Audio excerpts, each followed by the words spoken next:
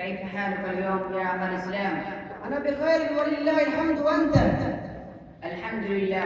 كنت أريد أن أتحدث معك عن موضوع مهم وهو اللغة العربية. موضوع جميل ومهم فعلا، فاللغة العربية هي لغة القرآن الكريم. نعم، وهذا ما يجعلها لغة مقدسة عند المسلمين، وهي من أقدم اللغات الحية في العالم.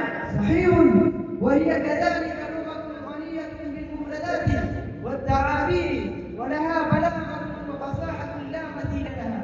للأسف نلاحظ أن كثيرا من الشباب اليوم يفضلون التحدث باللغات الأجنبية ويهملون لغتهم الأم.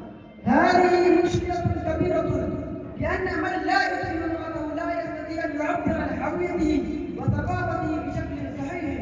بالإضافة إلى ذلك، اللغة العربية لها مكانة علمية وتاريخية عظيمة، فقد كتبت بها علوم كثيرة كالطب والفلك والرياضيات.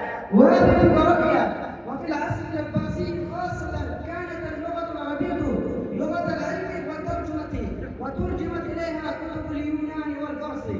ولذلك من واجبنا أن نحافظ على هذه اللغة وأن نشجع أبناءنا على تعلمها والتحدث بها. نعم، ويجب أن تدرس في المدارس بطريقة محببة، وأن يظهر المعلمون جمالها وصحتها.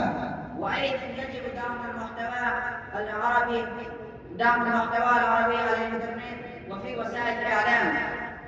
ولكن كنت أفكر كيف يمكننا نشر اللغة العربية نشر اللغة العربية في هذا العصر.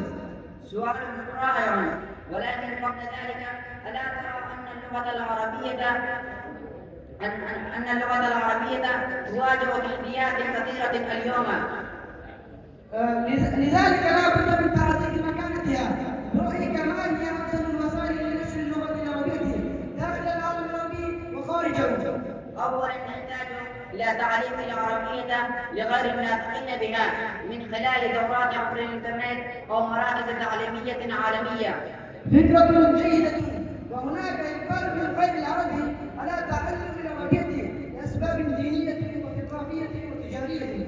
ثانياً يجب أن ننتج محتوى رقمي جذاب باللغة العربية، مقاطع فيديو وكتب إلكترونية والتطبيقات التعليمية.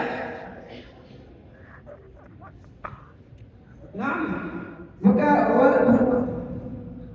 فالشباب يقضون وقتهم على الإنترنت، وإذا وفرنا محتوى مفيد بالعربية سيعودون إليها.